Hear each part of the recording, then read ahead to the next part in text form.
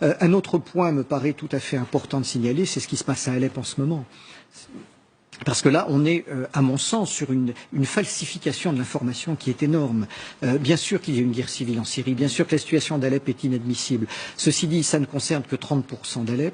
Ça concerne soit des civils qui sont pris en otage par les djihadistes, soit des gens qui refusent de quitter les quartiers parce qu'ils soutiennent ces mêmes djihadistes.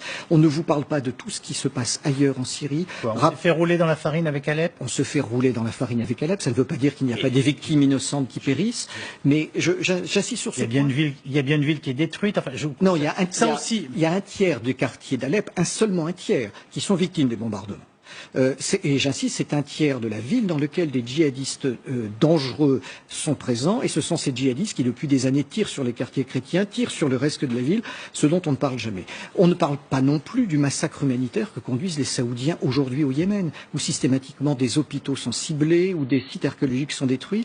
Un de nos contacts qui rentrait du terrain l'autre jour nous disait la chose suivante, il nous disait: en Syrie, il y a des tas d'endroits où les choses se passent bien. C'est vrai qu'on peut aller dîner dans la rue le soir, dans les quartiers de Damas. Les gens de Damas vont passer l'été dans des bungalows à l'attaquer au bord de la mer. Ça rappelle une situation qu'on a connue notamment au Liban. Voilà. Donc le pays n'est pas à feu à sang. Au Yémen, c'est totalement différent. Il n'y a quasiment pas 1 km² qui ne soit pas bombardé par les Saoudiens, dans lesquels les combats n'aient pas lieu. Et on ne parle pas de ça.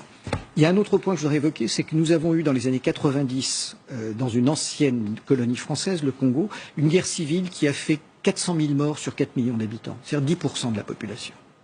On n'en parle pas non plus. Donc aujourd'hui, le focus qui est mis sur la Syrie d'une part et sur Alep, avec les désinformations qui les accompagnent, est une falsification complète de la réalité. Ce qui ne veut pas dire qu'on défende Bachar al-Assad, ce qui ne veut pas dire qu'il n'y ait pas des victimes civiles qui disparaissent, mais il y a quelque chose d'extrêmement dangereux. Pour un jeune islamiste aujourd'hui, la façon dont les médias occidentaux présentent la crise d'Alep est une motivation pour passer à l'action. Comment l'expliquez-vous justement cette situation, ce manque de lucidité? En l'occurrence, ce que vous êtes en train de nous expliquer, il a été, à ma surprise aussi, en partie, très largement par les invités de l'émission que nous avons consacrée la semaine dernière à Alep. Donc, je pense qu'il y a une stratégie. Je vous le dis franchement.